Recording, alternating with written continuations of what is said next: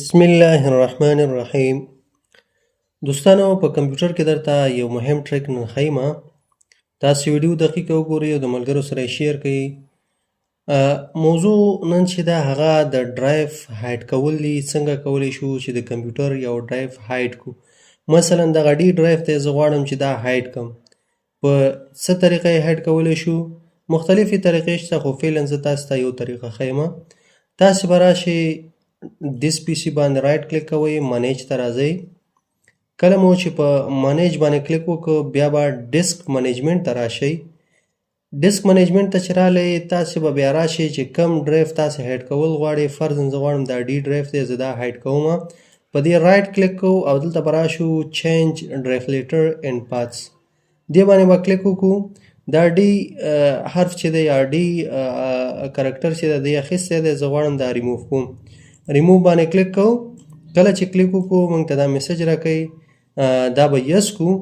دې نه وروسته چې دی اوس راځو موږ خپل کمپیوټر ته راځو. موږ سره ګوره ډي ډرایو نشته، هایډ شو. نو که چیرې مهمه ډیټا چې دی تاسې پکې اچولې او نه غواړئ چې څوک یې وګوري، نو په دې طریقې سره تاسې هایډ کولی شئ. بیرته به یې څنګه راولو؟ تاسې به بیرته په هماغه طریقه چې دی را به شئ، رایټ کلیک په دیس پي سي باندې کوئ، منیج ته راځئ. کله چې منیج ته راغلی ډیسک منیجمنت ته راځئ او ډیسک منیجمنت نه وروسته کم ډرایو چې تاسو هایډ کړی په هغې رایټ کلیک کوئ، چینج ډرایو لیټر اینډ پات ته راځئ او بیا به راشئ دلته چې دی اډ باندې کلیک وکړئ. کله چې اډ باندې کلیک وکړئ ګوره دلته حرف تاسې خپل د خوښې ورکولی شئ. مثال زه غواړم دلته ډي ورکوم، اوکې. کله چې دا اوکې کړئ تاسې اوس راشئ خپل پي سي اوپن کړئ، دیس پي سي. کله چې تاسې دیس پي سي اوپن کړئ دلته وګورئ ډي ډرایو موږ سره را پیدا شو.